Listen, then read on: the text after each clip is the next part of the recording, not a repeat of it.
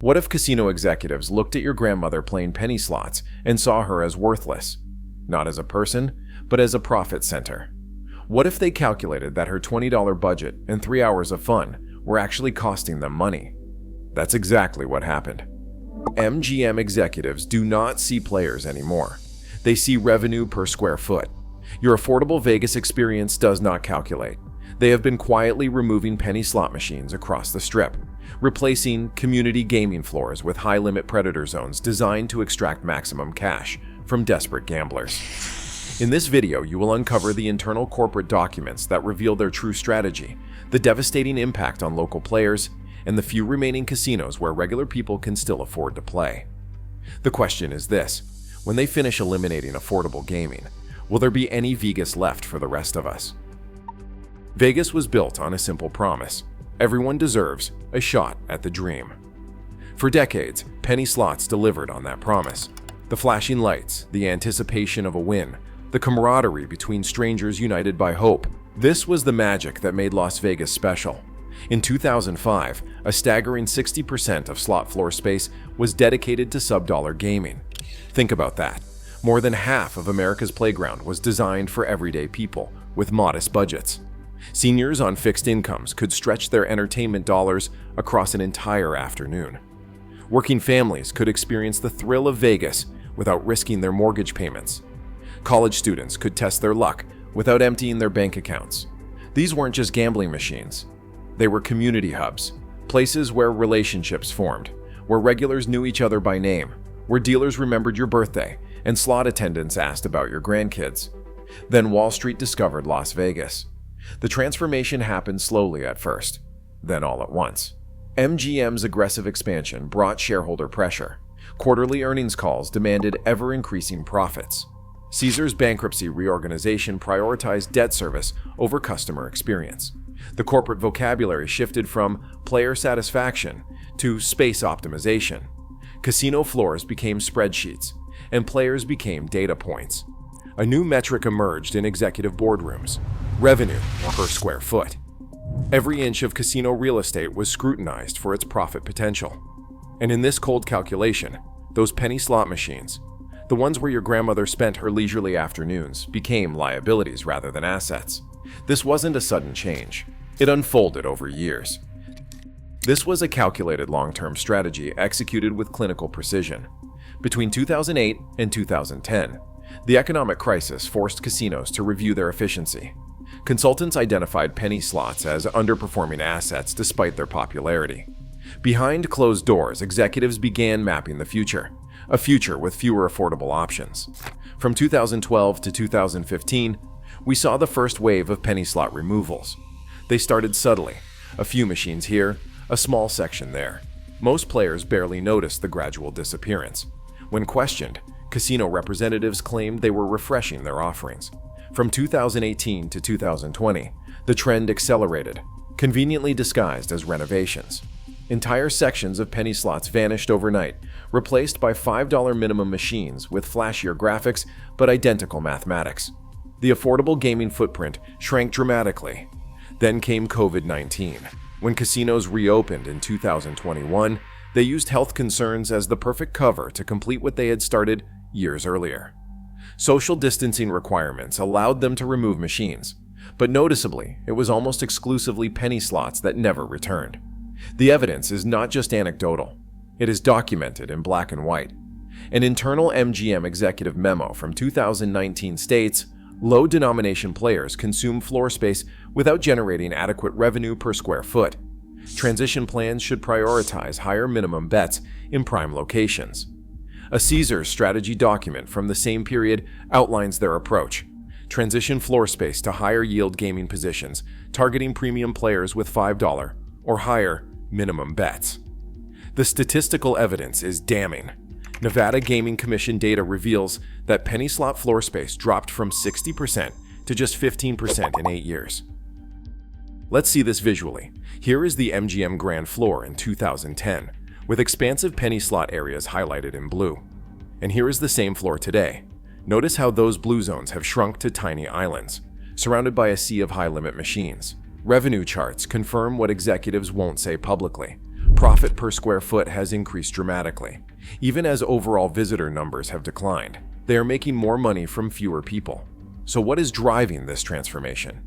It is a perfect storm of corporate pressures, real estate economics, and industry desperation. Wall Street demands quarterly growth that defies economic reality. When MGM or Caesars reports earnings, analysts do not care about visitor satisfaction or community impact. They want to see higher numbers, every single quarter. Without exception, private equity ownership has transformed the industry's priorities. Blackstone's acquisition of the Cosmopolitan and Apollo's stake in the Venetian show that these financial entities have one mission: maximum value extraction in minimum time. They are not building for the next generation. They are harvesting profits for the next earnings call. Real estate values on the Strip have skyrocketed, changing the economics of casino operations. When land costs $30 million per acre, every square foot must generate maximum revenue. In this calculation, a grandmother's 3-hour penny slot session simply does not compute. Competition with online gambling has pushed brick-and-mortar casinos toward desperation strategies. Mobile apps offer convenience without massive overhead costs. Physical casinos are responding by targeting whale gamblers who still prefer in-person experiences. The mathematics behind this strategy are brutally simple. One high-limit machine can generate $500 per hour from a single wealthy player. 4 penny slots in the same space might generate only $200 combined from 4 average players. In the revenue per square foot calculation, the decision is obvious, even if it means serving fewer customers. High rollers lose more money faster, with less customer service. A $100 slot player might lose $2,000 in an hour without requiring cocktail service, player rewards, or even much attention.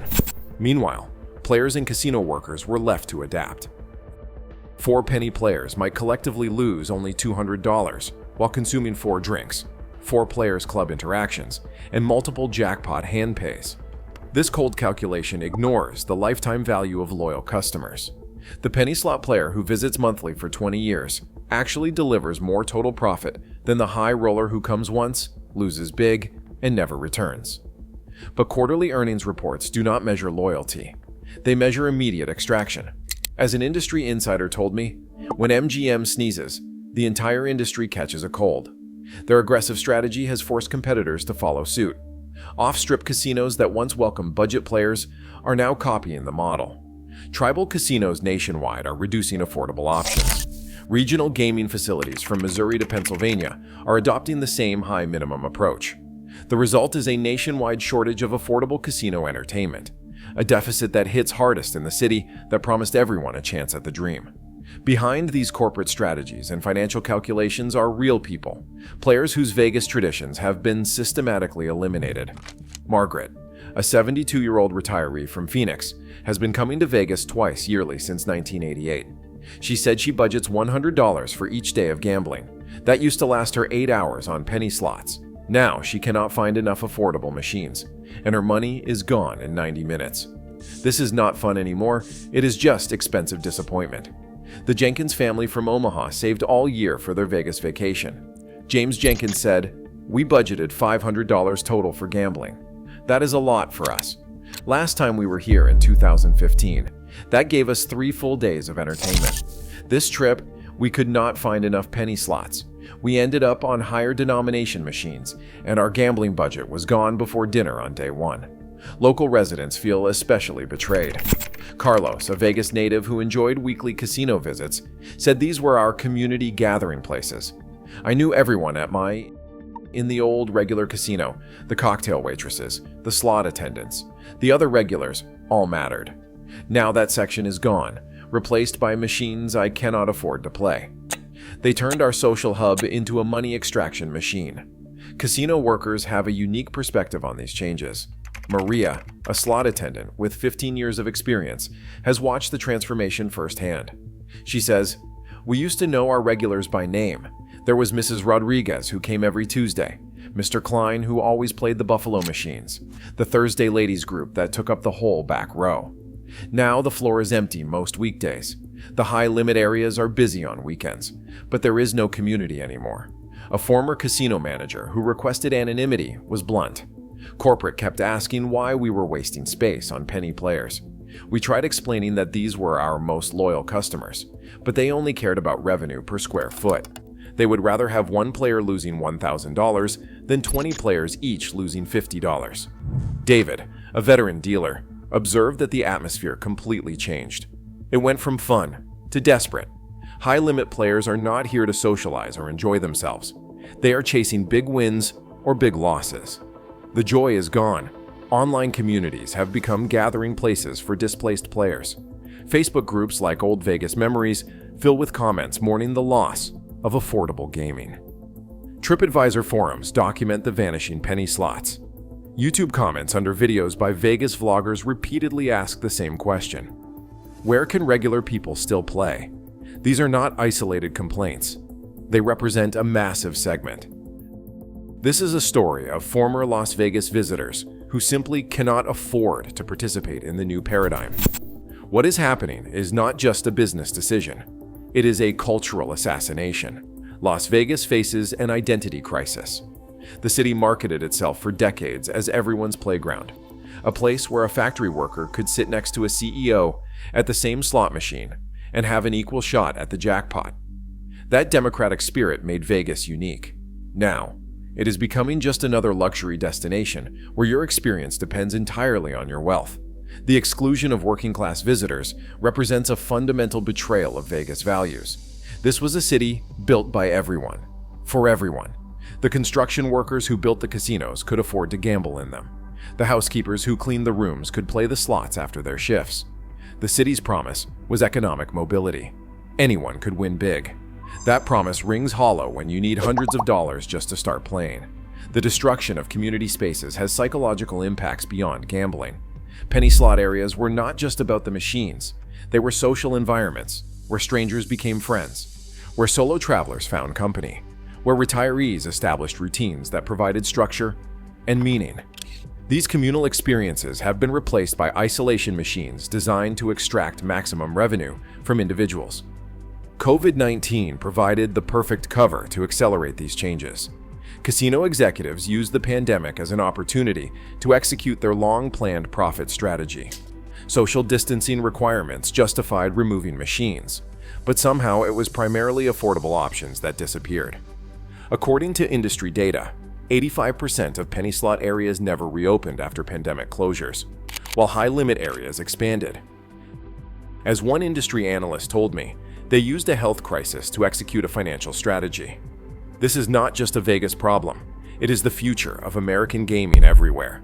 Atlantic City has followed the same pattern, with affordable options disappearing from the boardwalk. Tribal casinos nationwide are eliminating low-limit gaming despite their community-focused missions. Riverboat casinos in the Midwest have adopted high-limit strategies. Regional casinos that once served local communities now target premium players exclusively. The ultimate betrayal is that these same casinos receive substantial tax breaks from local governments, promised in exchange for providing jobs and economic benefits to communities. They market themselves using tourism dollars, promoting images of affordable fun and accessible luxury. Meanwhile, corporate profits reach record highs, while pricing out the very taxpayers who subsidize their existence. Here is what makes this transformation so egregious. Penny slots were never unprofitable. They were simply not profitable enough for Wall Street's insatiable appetite. Industry data shows that penny machines generate 12 to 18% returns on investment, numbers that would thrill most businesses. But when casinos can extract 25 to 30% returns from high-limit areas, anything less seems inadequate to shareholders demanding perpetual growth. The corporate calculation ignores customer lifetime value.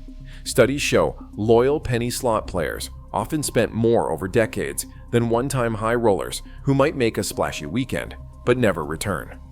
The steady stream of moderate spending regulars created predictable revenue that survived economic downturns. By contrast, high-limit play is notoriously volatile. The economic impact extends beyond casinos. Local restaurants, small hotels, and entertainment venues that relied on budget-conscious visitors and customers have suffered. Visitors are struggling as their customer base is priced out of Las Vegas entirely. A tourism economy based exclusively on luxury spending becomes vulnerable to economic fluctuations. But resistance exists, and affordable options have not completely vanished. South Point Casino, owned by local gaming veteran Michael Goggin, still offers genuine penny slots across its floor. Their philosophy remains player-focused, rather than Wall Street-driven. Goggin has stated publicly that they are building customers for life, not extracting maximum value in one visit. Local establishments like Ellis Island, Silverton, and the Orleans maintain affordable gaming sections. These properties remember their roots and stay connected to the community that supports them year-round, not just during peak tourist seasons. Downtown Las Vegas, particularly along Fremont Street, preserves some of the old Las Vegas spirit. Casinos like El Cortez, the California, and Main Street Station offer genuinely playable penny denominations with reasonable minimums. The path forward requires consumer awareness and action. First, vote with your wallet. Support casinos that maintain affordable options. When you visit places that respect players of all budgets, tell management why you chose them. Casino executives track every dollar. If budget-friendly properties outperform extraction machines, the industry will notice. Second, demand transparency in casino marketing. Challenge advertising that promises loose slots and penny gaming when the reality is $5 minimums on machines labeled penny slots. File complaints with gaming authorities when marketing materially misrepresents the actual playing experience. Third, engage with regulatory bodies like the Nevada Gaming Commission. These public agencies hold open meetings and accept consumer input. They need to hear about false advertising and the bait-and-switch tactics that lure visitors with promises of affordable gaming that no longer exists. They turned your affordable escape into their profit extraction scheme. They looked at your family's Vegas tradition and saw nothing but wasted space. They chose Wall Street over the working class, corporate greed over community spirit. But we are not going to let them rewrite Vegas history without a fight. Share your penny slot memories below, and let's document what they are trying to erase. If this corporate betrayal makes your blood boil, smash that like button and subscribe, because someone needs to keep exposing how they are pricing regular people out of the American dream. What is your breaking point? When do we say enough is enough?